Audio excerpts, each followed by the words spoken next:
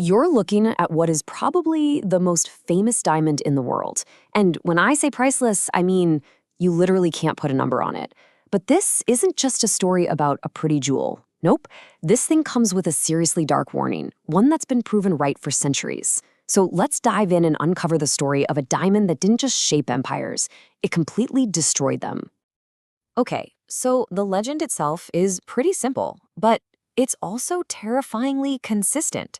For hundreds and hundreds of years, it's like this dark shadow has followed the diamond. And the rule is simple. Any king, any man who owned it, well, he lost everything. His kingdom, his power. And yeah, a lot of them lost their lives. So that's the big question we're digging into, right? Is this just a wild string of historical bad luck? I mean, a really, really unbelievable coincidence? Or is there something more sinister going on here? A genuine curse trapped inside this brilliant stone? Its name, Kohinoor, is actually Persian, and it means Mountain of Light. It's believed to have been mined in India's legendary Golconda region, which was basically famous for spitting out the world's most incredible diamonds. But the irony here is just staggering. This Mountain of Light seems to have brought nothing but darkness and chaos to every man who owned it. To really get why this thing caused so much trouble, you have to understand its sheer size. We're talking about its original uncut form. It weighed an absolutely unbelievable 793 carats. That's not just a treasure, that's a symbol of ultimate power. The kind of thing rulers would literally kill to possess. And they did. So let's follow the trail. The diamond story is really a history of fallen thrones. It's a path just paved with bloodshed and the downfall of one dynasty after another. If you look at its early history, you can see the Kohinoor just bounces from one ruler to the next super quickly. It goes from the Kakatiya dynasty to the Delhi Sultans, who were then conquered by the Mughals. It's like nobody could hold on to this thing for very long without disaster striking. And a really clear pattern starts to show up over and over again. You see, the diamond never just changed hands peacefully. Every single time, it was surrounded by violence and ultimately collapse. An object this valuable, it doesn't just get admired from afar. It fuels greed, paranoia, war, basically becoming a magnet for chaos. Now take the mighty Mughal Empire, one of the most powerful in history. They made the Kohinoor the literal centerpiece of their legendary peacock throne. You'd think they'd be safe, right? Wrong. Soon after they enshrined the jewel, their massive empire started to crack and weaken. Just another victim of the chaos that seems to follow the stone.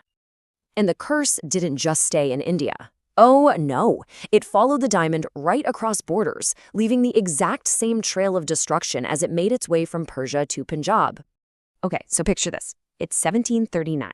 The Persian king, Nader Shah, a super ambitious guy, just storms into Delhi.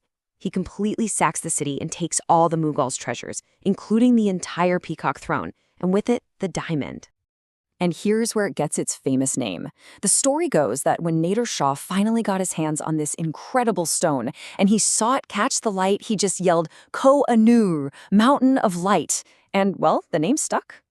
But you can probably guess what happens next. His victory didn't last long. Sticking to the pattern, Nader Shah's reign became super paranoid and cruel. And not long after he got the jewel, he was assassinated by his own officers. The Mountain of Light had claimed another victim. So, the diamond eventually finds its way back to India, this time to Maharaja Ranjit Singh, the powerful Lion of Punjab. This guy built an incredible Sikh empire, but the second he died, the curse struck again. His empire just fell apart, plunged into chaos, and was eventually conquered. From there, the diamond's journey took it to its final home in a brand new empire. But of course, it brought that same old terrifying legend right along with it, the curse in the crown. So after the Sikh empire fell, the British East India Company took the Kohinoor from the very young Maharaja Dalip Singh. It was basically part of a treaty to punish them. The diamond was then shipped off to London, presented to Queen Victoria, and finally set among the British crown jewels. So, what happened next? After centuries of growing, the British Empire, the largest the world had ever seen, began its slow, steady decline. Now, obviously, there were huge global politics at play. But for anyone who believes in the curse, the diamond's arrival in Britain was the beginning of the end. The biggest empire in history claimed the jewel, and then, eventually, lost it all. And this is the really fascinating twist in the modern legend. It's said that only a woman or god can wear the Kohinoor and be safe. That's why, ever since it got to Britain, it has only ever been worn by female royals. We're talking Queen Victoria, Queen Mary, and Queen Elizabeth, the Queen Mother. And that's where its story ends, for now. Anyway, today the Kohinoor is locked up tight under heavy guard in the Tower of London, just a silent witness to centuries of war, conquest, and total collapse. Which, brings us back to our big question.